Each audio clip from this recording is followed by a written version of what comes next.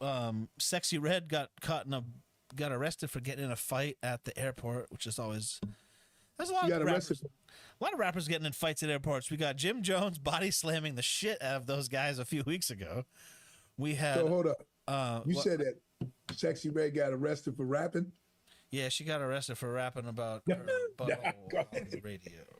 Go ahead, man. So I also saw a thing where Sexyy Red was invited to either a junior high or high school. I think it was probably a junior high to like speak in front of in like an assembly. Sexyy Red for some reason, and the kids, they just weren't prepared for that. And I don't know if they didn't know she was coming or what, but they all rushed her. And I was like, yeah. They weren't prepared for that. Like, they probably never seen a celebrity before. And that's a celebrity that they actually fucking look up to. It's not like it's like, oh, Brad Pitt's here, and they're like, oh, my grandmother loves you. Like my grandmother. Ouch. You know what I'm saying? Ouch. The grandmother's 35. It could have been like Hey, Leo pulls 22-year-old. So hey, it could have been all the kids were like, hey, look, it's alien life form, and just rush. Who knows? No, You know what I mean? So there's a lot of rappers that got in fights at airports. Off the top of my head, there's so many. There's we just said Jim Jones, that was recent. Sexyy Red, that was today or yesterday. The Tekashi 6ix9ine when he was on his I'm going city to city telling gangsters that they can't tell me fuck with me tour. He got in a fight at LAX.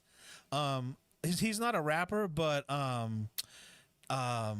dang, I'm spacing on his name. Faison Love got in a fight at an airport with a guy working the desk like the rental car company. He fucking slapped the shit out of this guy.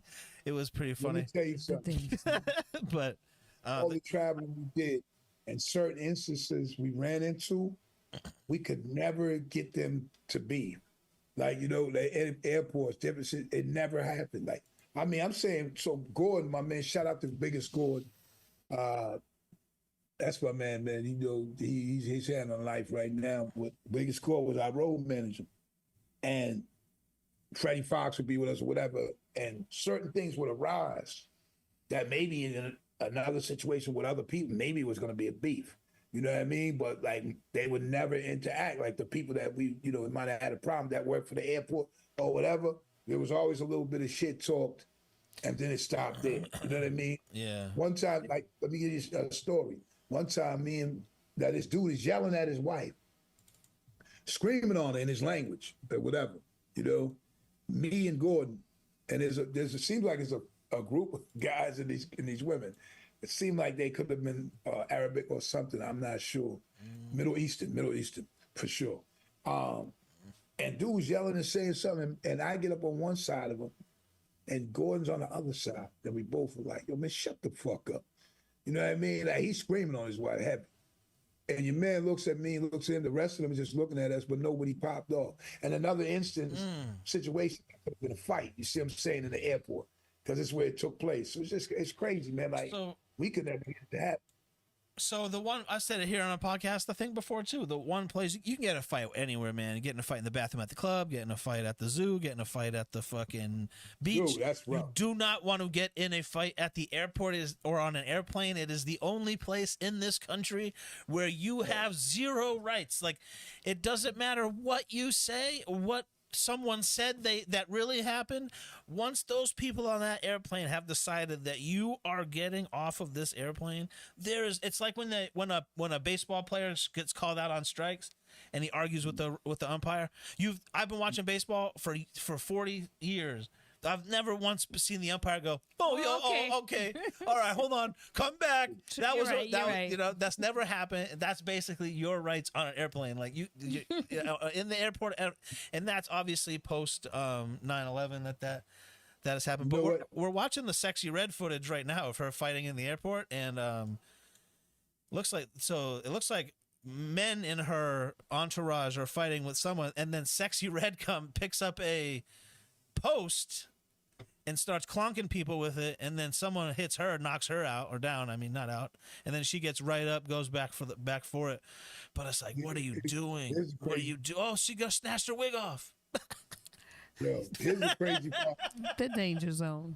Here's the crazy part about that, right? The crazy part about that is that's what we're talking about social media and everything. They're filming this shit happening, right? Yeah. They're filming it. Whereas, like Tupac. Well, actually, it's somebody in security looks like is filming the security cam, the live footage of it happening. Because they work security at LAX or whatever this is, make $60,000 a year, and are gonna sell this footage right here for $250,000. That's what I'm saying to you. Like with the Tupac thing. That's what I'm telling you. Really seen like a famous rapper or whatever person actually in a beat for real, like wilding out, like, you know what I mean, on some shit. So seeing her like that, that's like, you know, and a lot of people think that his death and a few other things came after that. But man, you know, first of all, man, when you're the one rocking anyway today and whatever, the way things are, the way people the people get killed and all that, yo, that's why you got security and people's around you now. Because you let them handle all that, man. Go take your ass somewhere. This is the problem. This is the problem with rappers, though, and their security. Their security is, yo, my homie Jeff is a gangster. He's a fucking G. He fucks people up. He packs guns. He did 12 years for murder. He's gonna be my security. And I'm like, nah, bro. Your Jeff is going to cause you 90% of your fucking problems.